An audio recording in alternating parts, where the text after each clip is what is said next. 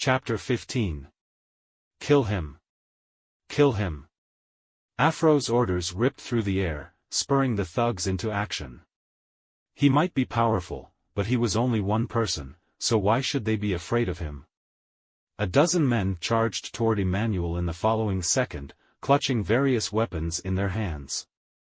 Sheldon froze at the unfolding scene, becoming aware of a strange tingling sensation at the top of his head.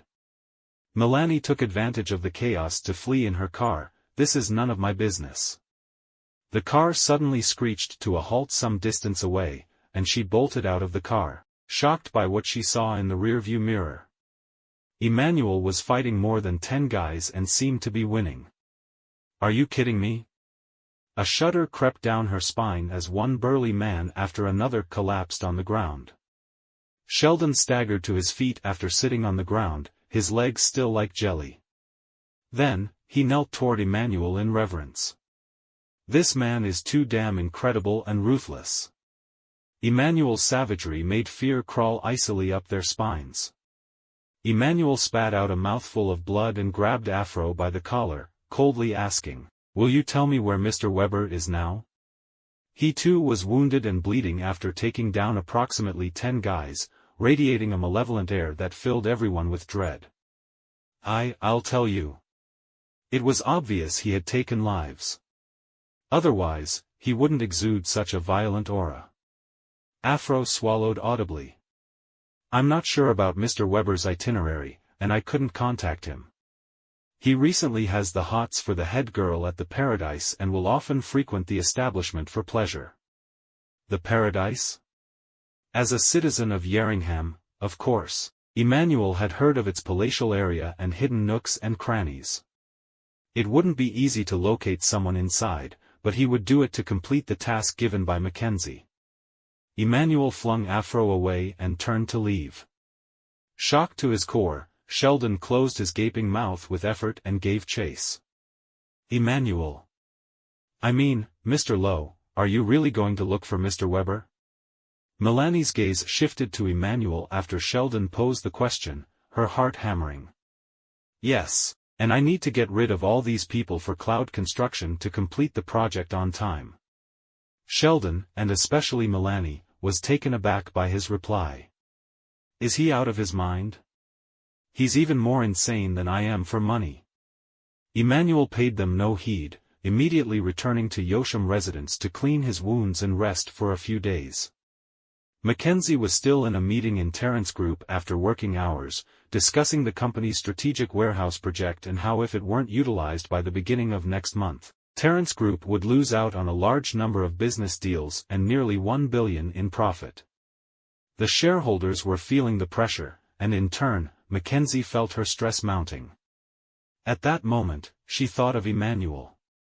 "A day has passed, and he hasn't updated me. How unreliable. Lexi, check on the progress of Cloud Construction's project and update me immediately." "Yes, Ms. Quillen," she quickly replied. Lexi Somerton was Mackenzie's secretary, and her biggest responsibility was to keep Mackenzie updated on any and all progress. A few minutes later, she approached Mackenzie and gave a detailed report. "Ms. Quillen, the Cloud Construction project is still on hold and will not be completed by the end of the month. Representatives from Terrence Group went to the site today and got into a brawl with the thugs there." "What?" Lexi was startled by Mackenzie's vehement response. Beatrix, who was seated beside Mackenzie, was surprised and shocked at her animated expression. Mackenzie had always been an ice queen for as long as she could remember. "What happened to our representatives?" Mackenzie asked nervously. "Is Emmanuel dumb, or what? Those thugs have nothing to do with Terrence Group. Even if a fight broke out, Cloud Construction should be the one to break it up. Why did he intervene?" "Ms. Quillen, it seems like he left after the fight. I'm not sure of the situation." Lexi was still unaware that Emmanuel was Mackenzie's husband. She was bewildered by Mackenzie's unusual manner and her display of concern for him. Dismissed. Mackenzie rose to her feet and left the conference room. The senior management of Terrence Group exchanged puzzled looks at the sudden shift in her attitude. Lexi, who sent out representatives from Terrence Group? Beatrix inquired, still aghast. It's Emmanuel, Ms. Beatrix. He had direct orders from Ms. Quillen. Oh, I see. Realization dawned on Beatrix, and she bit her lip to stifle a smile. Only she noticed that the switch in Mackenzie seemed to be precipitated by that man.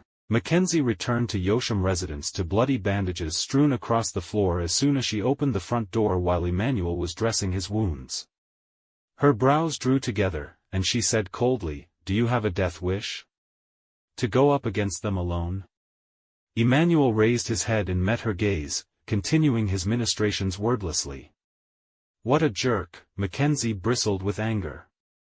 She had never been ignored, no matter what the circumstances or people. He really has a death wish. She took in the injuries covering his entire body and the gashes still losing blood from his back and approached him to tend to his wounds. Whatever he did it either for money or to bring her home. Emmanuel stilled when he felt her touch on his back. Color me surprised. Am I mistaken? Is this proud woman tending to my wounds? He reflexively pulled away from her, worried that his sweat and blood would dirty the hands of his cold yet beautiful wife. Don't move. Mackenzie barked, and it was as if her voice held a sorcery that rendered Emmanuel immobile. Then, she applied the remaining antiseptic on his back mercilessly, like she was kneading dough. Emmanuel yelled and jumped in pain, snarling, "Are you trying to kill me?" Mackenzie wore an impassive expression. "Oh, you're afraid of pain? I thought you were invincible when you decided to fight with the thugs." His anger rose at her words, and although he wanted to yell, "I did all that so you could accomplish your goal," the words were stuck in his throat. She could tell what he was thinking by the unconcealed expression on his face, even if he didn't say a word. "Sit back down," Mackenzie ordered sternly. Emmanuel frowned. "It serves me right that I can't reach the wounds on my back. I have no choice but to sit back down." To his surprise, her touch gentled, and everyone in Terrence Group, especially Beatrix, would have a mental breakdown if they witnessed this scene, wondering why a distinguished female CEO would administer medicine to a man.